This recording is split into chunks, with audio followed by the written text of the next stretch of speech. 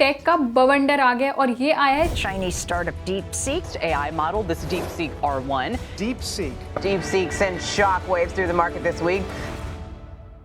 AI की दुनिया में तहलका मचा दिया है। यूएस टेक कंपनियों के स्टॉक्स धड़ाधड़ गिर रहे हैं। पूरे $1 ट्रिलियन का लॉस हुआ है और एनवीडिया को अकेले $600 बिलियन का। आज तक की हिस्ट्री में ये सबसे बड़ा लॉस है इतने कम टाइम में। और ये सब किया है एक छोटी सी चाइनीज कंपनी DeepSeek ने, जिसमें सिर्फ 200 एम्प्लॉइज हैं। इस कंपनी ने DeepSeek R1 नाम का एक AI मॉडल रिलीज करा जो कि एक सस्ता एफिशिएंट मॉडल है। 2 साल पहले OpenAI के फाउंडर सैम ऑल्टमैन से एक क्वेश्चन पूछा गया था कि let's say a startup from India building, where is it that a team from India, 3 super smart engineers with, not 100 million, but let's say 10 million, could actually build something truly substantial? We're going to tell you it's totally hopeless to बड़े दुख की बात है कि India तो ये नहीं कर पाया, बट हमारे पड़ोसी देश चाइना की एक छोटी सी कंपनी ने ये कर दिखाया। DeepSeek ने इन 7 magnificents Amazon, Apple, Meta, Microsoft, Nvidia, Tesla, जो कि $17 ट्रिलियन मार्केट वैल्यू को ओन करते हैं, उनका we are the best in the world होने का बबल ब्रेक कर दिया है। यान लीकेन, जो कि मेटा के AI हेड है और ओपन सोर्स के एक बहुत बड़े सपोर्टर है, उनका कहना है कि हम इस चीज को एक बहुत ही गलत डायरेक्शन में देख रहे हैं। DeepSeek के सक्सेस का मतलब ये नहीं है कि चाइना ने यूएसए को AI की रेस में पछाड़ दिया है, बल्कि इसका मतलब है कि open source models proprietary model से आगे निकल रहे हैं। DeepSeek ने open research and open models जैसे कि मेटा के लामा, पाइटॉर्च का यूज किया है, इससे नए आइडियाज को जनरेट किया है एंड ऑलरेडी जो काम हो रखा था उस पे अपने काम को बिल्ड किया है। तो ये शो करता है open research and open models की पावर को। OpenAI एक क्लोज्ड मॉडल है एंड वो नॉलेज डिस्टिलेशन को सख्त मना करते हैं, मतलब उनके मॉडल से अगर कोई अपने मॉडल को ट्रेन करेगा तो वो उनके टर्म्स के खिलाफ है। OpenAI ने DeepSeek पे इल्जाम लगाया है कि उन्होंने उनके मॉडल का इस्तेमाल किया है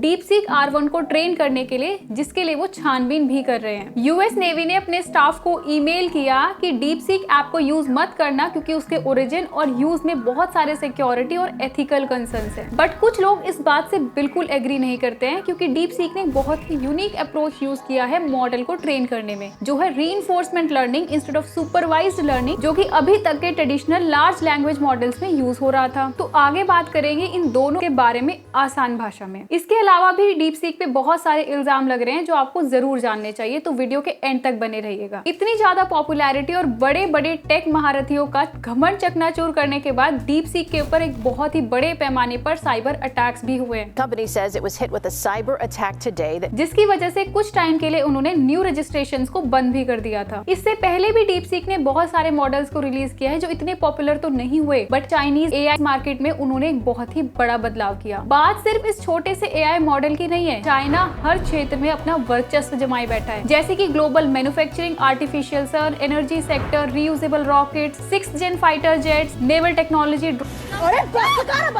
ड्रोन टेक्नोलॉजी एंड लिस्ट बहुत लंबी है। कुछ टाइम पहले डोनाल्ड ट्रम्प, सैम ऑल्टमैन और भी बड़े टेक जेंट्स ने मिलकर एक अनाउंसमेंट की कि वो $600 बिलियन की इन्वेस्टमेंट करने वाले हैं AI इंफ्रास्ट्रक्चर को बिल्ड करने के लिए under project Stargate. Then entry हो जाती है DeepSeek R1 की। एंड मजे की बात तो ये है कि DeepSeek R1 एक साइड प्रोजेक्ट था, इसको सिर्फ $5.6 मिलियन में ट्रेन कर लिया गया। इसकी API कॉस्ट 27 टाइम्स चीपर है फ्लैगशिप मॉडल OpenAI O1 से, जिसकी सब्सक्रिप्शन कॉस्ट $200 है per month. So big token computing भी अब ऑर्गेनाइजेशंस के लिए चीपर होगा, जिससे एक्सेसिबिलिटी एंड एडॉप्शन बढ़ेगा एक बड़े पैमाने पर। सो DeepSeek R1 एक स्पुटनिक मूवमेंट की तरह आया है इन टेक जाइंट्स के लिए। जैसे रशिया ने 1957 में अपनी फर्स्ट सैटेलाइट स्पुटनिक लॉन्च की थी, जो अमेरिका के लिए एक शॉकिंग बात थी। What do you think about this achievement of the Russians?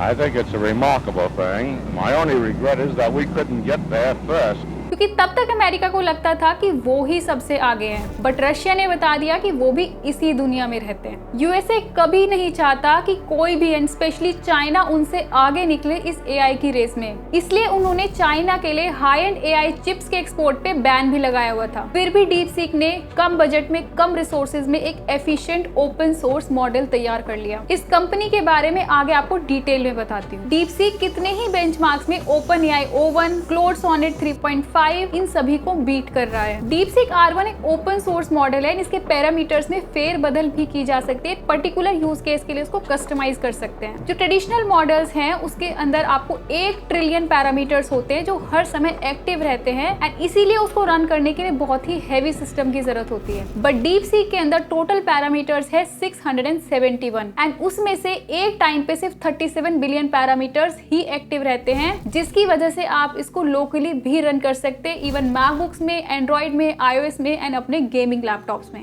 DeepSeek को मई 2023 में लियांग वेनफैंग ने फाउंड किया था एंड DeepSeek R1 को हेज फंड किया था हाई फ्लायर ने, जिसके फाउंडर भी लियांग वेनफैंग ही है। DeepSeek ने इससे पहले भी कई सारे मॉडल्स को रिलीज करा है, जैसे DeepSeek Coder, DeepSeek LLM 67 billion parameter model and DeepSeek version 2 जो मई 2024 में आया था। ये एक बहुत ही strong and low cost model था एंड AI चाइनीज मार्केट को डिस्टर्ब कर दिया था। कंपटीशन के चलते ByteDance, Tencent, Alibaba, Baidu इन सभी ने अपने AI मॉडल्स के प्राइसेस को बहुत ही कम कर दिया था। DeepSeek R1 के रिलीज के बाद टिकटॉक ओनर ByteDance ने Duo 1.5 Pro मॉडल को रिलीज करा, जो कि OpenAI O1 को AIME बेंचमार्क में बीट कर रहा है। तो ये बेंचमार्क मेजर करता है कॉम्प्लेक्स इंस्ट्रक्शंस को रिस्पॉन्ड एंड समझने की क्षमता को। Alibaba ने भी अपना घोड़ा इस AI की रेस में उतार दिया है। इनका Qwen 2.5 Max मॉडल बीट कर रहा है DeepSeek version 3, Llama 3.1405 billion parameter model and GPT-4 को।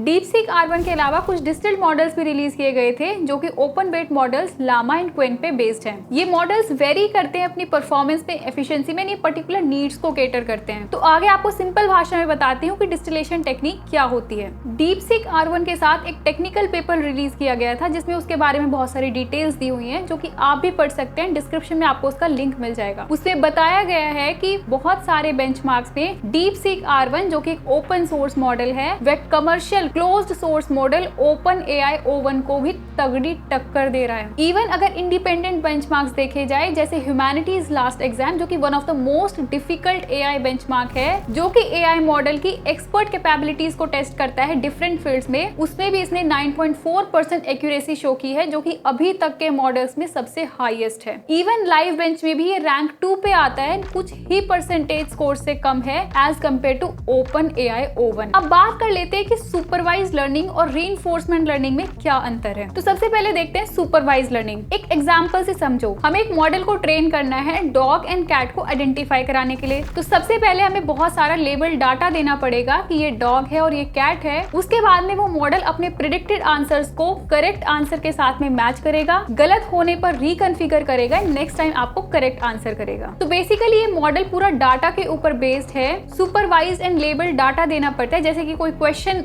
पूछा गया है तो उसके साथ में उसका कोई करेक्ट आंसर देना होता है, input and output pair provide करना होता है। तो अभी तक के जो भी ट्रेडिशनल जो AI मॉडल्स है, ChatGPT, Llama, ये सब इसी के ऊपर ट्रेन किए गए हैं। अब बात कर लेते हैं रीइंफोर्समेंट लर्निंग के बारे में। देखो, रीइंफोर्समेंट लर्निंग में कोई भी लेबल डाटा नहीं दिया जाता है। एक सिंपल एग्जांपल है डॉग को ट्रेन करना। देखो, जब डॉग राइट बिहेवियर शो करता है तो उसको ट्रीट दी जाती है, गलत बिहेवियर पे उसको डांटा जाता है या पनिश किया जाता है। तो इससे क्या होता है कि धीरे धीरे डॉग समझ जाता है कि किस बिहेवियर पे उसको ट्रीट मिल रही है और किस बिहेवियर पे पनिशमेंट। तो वो ट्राई करेगा कि उसको ज्यादा से ज्यादा ट्रीट मिले और पनिशमेंट कम मिले। इसी तरीके से DeepSeek R1 0 मॉडल को ट्रेन किया गया है। सही एक्शन जैसे कि प्रॉम्प्ट का राइट आंसर देना, एक्यूरेसी शो करना, उन चीजों के लिए उसको प्रेज किया गया एंड गलत एक्शन के लिए पनिश किया गया, जिससे धीरे धीरे मॉडल ने अपनी गलतियों को कम करा एंड अपने एक्सपीरियंस से सीखा। DeepSeek R1 को एक मैथ प्रॉब्लम सॉल्व करने के लिए दी गई, तो मॉडल ने डिफरेंट वेज निकाले उस प्रॉब्लम को सॉल्व करने के लिए। अपने आंसर्स को सेल्फ वेरीफाई किया। इससे क्या हुआ कि मॉडल के अंदर advanced self checking, thinking, step by step reasoning, ये सारी कैपेबिलिटीज डेवलप हो गई। इवन यूनिक टेक्निक्स डेवलप करी खुद से, जो कि एक आहा मोमेंट थी। बट इस मॉडल के अंदर में बहुत सारी इश्यूज थे, जैसे रीडेबिलिटी का इश्यूज था, लैंग्वेज मिक्सिंग का इश्यू था। तो इन सभी को सॉल्व करने के लिए हाइब्रिड अप्रोच का इस्तेमाल किया गया। कोल्ड स्टार्ट किया गया एक हाई क्वालिटी स्ट्रक्चर्ड डाटा के साथ में, चेन ऑफ थॉट डाटा के साथ में, एंड देन उसको फाइन ट्यून किया गया यूजिंग रीइंफोर्समेंट लर्निंग। एंड इसी टेक्निक से बना है आपका DeepSeek R1 मॉडल, जिससे इस मॉडल की जनरल कैपेबिलिटीज, थिंकिंग, रीजनिंग बढ़ी है। अब बात कर लेते हैं डिस्टिलेशन टेक्निक क्या होती है। एक एग्जांपल से समझो, टीचर बच्चों को अपनी नॉलेज ट्रांसफर करती है एंड उसके बाद में बच्चा भी उस पर्टिकुलर टास्क को प्रोफिशिएंसी के साथ कर सकता है। बट ये बात है कि उस बच्चे के पास टीचर जितना एक्सपीरियंस या रिसोर्सेज नहीं है। तो डिस्टिल्ड मॉडल्स में इसी टेक्निक को यूज किया गया है। जो छोटे ओपन सोर्स मॉडल्स होते हैं जो ज्यादा एफिशिएंट होते हैं उनको फाइन ट्यून किया गया है DeepSeek R1 के सैंपल से, जिससे छोटे मॉडल में भी बड़े मॉडल जितनी thinking, reasoning and language processing capabilities आ जाए। इसके अंदर रीइंफोर्समेंट लर्निंग का यूज नहीं हुआ है। स्केल AI के CEO Alexander Wang and Elon Musk ने DeepSeek के ऊपर इल्जाम लगाया है कि DeepSeek झूठ बोल रहा है, उसके पास में $1 billion worth of Nvidia equipments है, 50,000 प्लस H100 जो कि एनवीडिया के टॉप लाइन GPUs हैं। अब यहाँ पे लॉजिक ये है कि क्योंकि यूएसए ने चाइना पे एक्सपोर्ट बैन लगाया हुआ है, तो अगर DeepSeek ने बता दिया कि उनके पास तो GPUs की पूरी फैक्ट्री है तो उनका तो पूरा धंधा ही बंद हो जाना है। तो उन्होंने बोला कि हम तो बहुत एफिशिएंट है। इस चीज के ऊपर बहुत सारे मीम्स भी बनाए हैं लोगों ने, बट इमैड मोस्टैक जो कि स्टेबिलिटी AI के फाउंडर है, उनका कहना है कि DeepSeek की सारी बातें लेजिट लग रही है। According to reports, optimized H100 GPUs DeepSeek R1 को सिर्फ $2.5 मिलियन में ट्रेन कर सकते हैं। इसका मतलब DeepSeek का एफिशिएंसी गेम तो नेक्स्ट लेवल है। अब देखो दो ही पॉसिबिलिटीज हो सकती हैं, या तो ये सच में जेन्युइनली एफिशिएंट है या फिर क्या कुछ तो गड़बड़ है। अब अगर जेन्युइनली एफिशिएंट है तो AI इंडस्ट्री की तो काया पलट होने वाली है। जितनी ज्यादा पर यूनिट कॉस्ट कम होगी AI की, उतनी ही ज्यादा अफोर्डेबिलिटी बढ़ेगी, एक्सेसिबिलिटी बढ़ेगी एंड AI का एडॉप्शन तेजी से होगा। DeepSeek के ऊपर सेंसरशिप का भी इल्जाम लग रहा है, जो कि बिल्कुल सही है। DeepSeek से इंडियन नॉर्थ ईस्ट स्टेट्स या चाइनीज गवर्नमेंट के बारे में पूछे जाने पर कोई भी जवाब नहीं मिल रहा, जबकि नॉर्थ वेस्ट स्टेट्स की उसने पूरी लिस्ट बता दी। चाइनीज कम्युनिस्ट पार्टी की आलोचना को रोकने के लिए ये सब किया गया है। चाइनीज गवर्नमेंट के बारे में कुछ भी पूछने पर वो फैक्ट्स को तोड़ मरोड़ कर बताता है या फिर नहीं बताता है। बट फ्रीडम ऑफ एक्सप्रेशन बहुत जरूरी है ग्लोबल एडॉप्शन के लिए। एक तरफ लोग इसकी तारीफ कर रहे हैं, इसको गिफ्ट टू ह्यूमैनिटी कहा जा रहा है, तो दूसरी तरफ एक चाइनीज कॉन्स्पिरेसी। कहा जाए तो फायदा तो सभी का होगा, क्योंकि जितना ज्यादा कंपटीशन बढ़ेगा उतना ही कंज्यूमर को फायदा पहुंचेगा। मोनोपोली नहीं रहेगी जैसे कि एनवीडिया की है GPUs में, उनकी मर्जी उनका प्राइस। AI कॉस्ट इफेक्टिव और एक्सेसिबल हो जाएगा इंडिविजुअल्स और ऑर्गेनाइजेशंस दोनों के लिए। इवन DeepSeek R1 के रिलीज के बाद OpenAI O1 Mini को फ्री कर दिया गया है। तो अब देखते हैं कि ये 7 मैग्निफिशेंट्स प्रोप्राइटरी मॉडल्स को ही प्रायोरिटाइज करते हैं, उसी में बिलियंस ऑफ डॉलर इन्वेस्ट करते हैं, या ओपन सोर्स को भी इंटीग्रेट करेंगे लेवल प्लेइंग फील्ड में कम्पीट करने के लिए। आपको क्या लगता है कि क्या इंडिया भी DeepSeek R1 जैसा कुछ एक्स्ट्रा ऑर्डिनरी AI मॉडल बना पाएगा? आपका क्या पर्सपेक्टिव है इस चीज के ऊपर कमेंट्स में जरूर बताना। अगर आप यहाँ तक आ गए हैं तो सब्सक्राइब बटन को भी प्रेस कर देना। आई होप आपको ये वीडियो अच्छी लगी होगी। अच्छी लगी हो तो लाइक कर देना, इस वीडियो को शेयर कर देना। थैंक्स फॉर वॉचिंग, मिलते हैं नेक्स्ट वीडियो में।